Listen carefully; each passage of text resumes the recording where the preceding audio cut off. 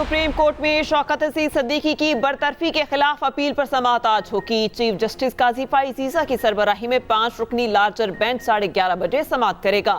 फैज हमीद ने जवाब supreme court में जमा करा दिया। साबिक DGISI ने अदलिया पर असरअंदाज होने का इल्जाम मुस्तरद कर दिया। जस्टिस रिटायर्ड अनवर कासी और ब्रिगेडियर रिटायर्ड इरफान रामे के जवाब भी जमा।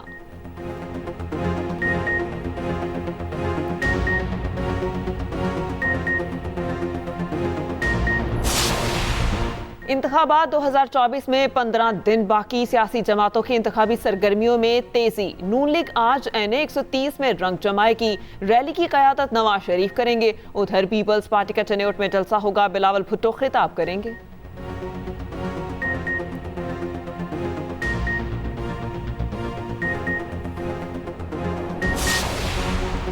शहबाज शरीफ आज बहावलपुर में बड़े अवामी इज्तिमा से खिताब करेंगे। मरियम औरंगजेब का ट्वीट कहती हैं, साबिक वज़ीर आज़म जलसे में अवाम को महंगाई, बेरोजगारी, गुर्बत से निजात दिलाने पर बात करेंगे। पाकिस्तान को माशा खुशहाली से हमकिनार करने के एजेंडे पर इजहार ख्याल करेंगे।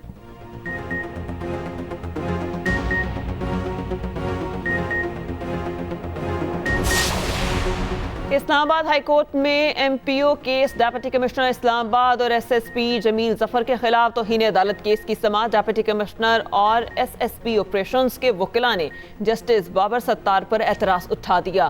केस दूसरी अदालत में मुंतकिल करने की इस्तदा। जस्टिस बाबर सत्तार ने रिमार्क्स दिए, इस अदालत की कार्रवाई में ये तकनीकी चीजें नहीं होंगी।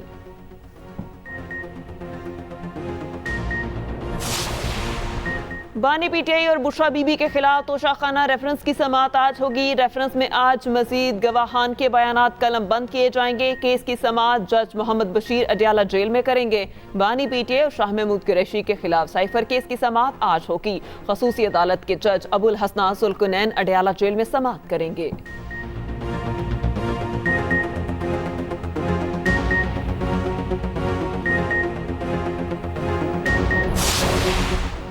बानी PTI का तोशाखाना और 190 मिलियन पाउंड केस में जमानत। इस्लामाबाद हाई कोर्ट से रुजू करने का फैसला। दोनों केसेस में अलग अलग दरख्वास्तें दायर। मुकदमा सियासी इंतकाम और बदनीयती पर मबनी हैं।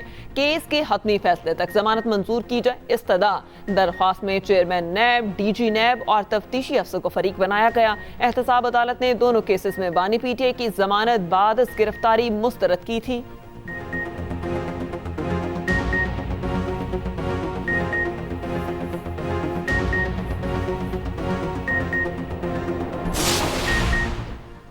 मुल्क भर में शदीद सर्दी और धुंध का सिलसिला जारी। मालम जब्बा दर्जा हरारत में -6, कलाम में -4, कोयटा में -3 रिकॉर्ड किया गया। चित्राल 1, सवा 2, पाराचनार में 1, इस्लामाबाद में 3 और लाहौर में कम से कम दर्जा हरारत 6 रिकॉर्ड किया गया। धुंध के बायस पेशावर, मर्दान, 410 सवाबी और इस्लामाबाद मोटरवे बंद। नौशहरा में पब्बी GT रोड पर शदीद धुंध के बायस गाड़ियां टकरा गईं। 5 अफराद जख्मी हुए।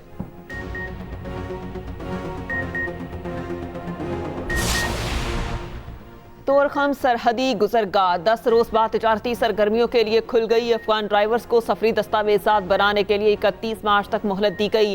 यकूम अप्रैल से बगैर सफरी दस्तावेजात के कार्गो गाड़ियों का पाकिस्तान में दाखिला ममनू होगा।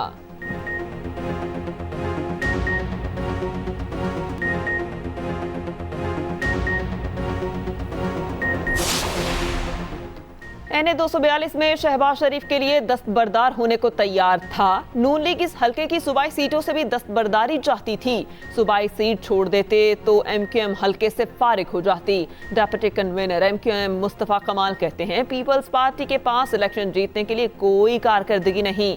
PTI से हमारा कोई मुकाबला नहीं। मुस्तफ़ा कमाल का बानी MQM पर 2 अरब रुपए में पतंग बेचने का इल्जाम।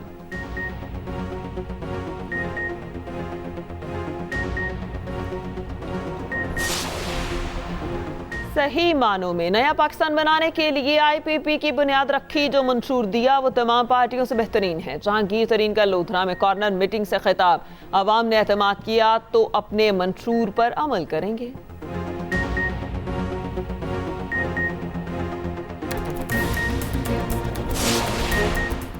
कोयटा का हल्का NA 263 मसाइल का गढ़, शहरियों को पानी, गैस, बिजली, रोड और ट्रैफिक जैसे मसाइल का सामना। बेशतर इलाकों में पानी की कमी और टैंकर माफिया का राज। सफाई का निज़ाम दरहम बरहम, तजावुजात माफिया ने पैदल चलना मुश्किल कर दिया। माजी की तरह इस बार भी इलेक्शन लड़ने वालों के बड़े बड़े दावे।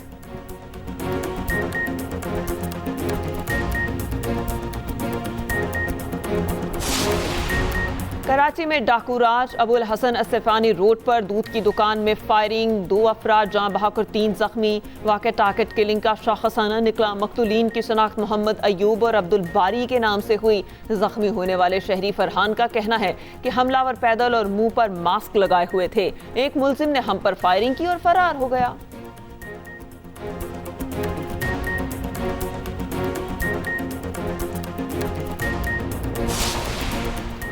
और गजा में इसराइली बर्बरियत जारी, 24 घंटों में मजीद 200 फलस्तीनी शहीद, 340 जख्मी। शुहदा की तादाद 25,474 से बढ़ गई। उधर हमास के जवाबी मज़ाहमती हमलों में मजीद 3 इसराइली फौजी मारे गए। इसराइल की ज़मीनी ऑपरेशन में अब तक 200 फौजियों की हलाकतों की तस्दीक।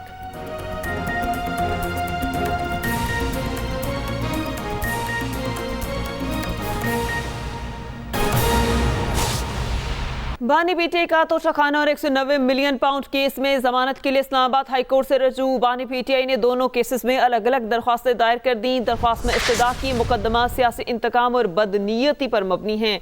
केस के हतमी फैसले तक जमानत मंजूर की जाए। एहतसाब अदालत ने दोनों केसेस में बानी पीटीआई की दरख्वास्त जमानत मुस्तरद की थी। बानी पीटीआई का तोशाखाना और 190 मिलियन पाउंड केस में जमानत के लिए इस्लामाबाद हाई कोर्ट से रजू। बानी पीटीआई ने दोनों केसेस में अलग अलग दरख्वास्तें दायर कर दी। दरख्वास्त में इस्तदा की मुकदमा सियासी इंतकाम और बदनीयती पर मबनी है। केस के हतमी फैसले तक जमानत मंजूर की जाए। एहतसाब अदालत ने दोनों केसेस में बानी पीटीआई की दरख्वास्त जमानत मुस्तरद की थी। सुप्रीम कोर्ट में शौकत सिद्दीकी की बरतरफी के खिलाफ अपील पर समाअत आज होगी। चीफ जस्टिस काजी फाइज ईसा की सरबराही में 5 रुकनी लार्जर बेंच कुछ देर में समाअत करेगा।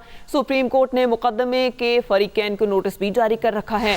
गुज़िश्ता रोज lieutenant general retired Faiz Hameed का जवाब सुप्रीम कोर्ट में जमा कराया गया। जवाब में अदलिया पर असरअंदाज होने के इल्जाम को मुस्तरद कर दिया गया। इस पर तफसीलात जान लेते हैं जहांजेब अब्बासी से। जी जहांजेब, बताइएगा समाअत का आगाज कब होगा? मेरीन 11:30 बजे चीफ जस्टिस काजी फाइज ईसा की सरबराही में 5 रुकनी बेंच इस अहम केस पर समाअत शुरू करेगा। इससे पहले साबिक DGISI फैज हमीद, साबिक chief justice Islamabad high court Anwar Kansi और ब्रिगेडियर रिटायर्ड इरफान रामे ने अपने जवाबात सुप्रीम कोर्ट में जमा करवाए हैं, जिसमें शौकत अजीज सिद्दीकी के इल्जामात की नफी की गई है। इन जवाबात में ये मौक़िफ़ इख्तियार किया गया है कि जो अदलिया पर असरअंदाज होने के हवाले से जो इल्जामात हैं ये मनगढ़ंत और बेबुनियाद इल्जामात हैं।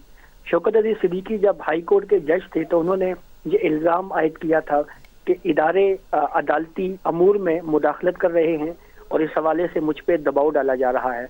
यही सवाल जब सुप्रीम कोर्ट में आया तो सुप्रीम कोर्ट ने उन तमाम मुतलका हुक्काम, जिसमें साबिक DGISI फैज हमीद, उस वक्त के ब्रिगेडियर इरफान रामे और इस्लामाबाद हाई कोर्ट के उस वक्त के चीफ जस्टिस अनवर कांसी को नोटिस जारी किए थे और उनसे मौक़िफ़ जानने के लिए उनको पूछा गया था उनसे।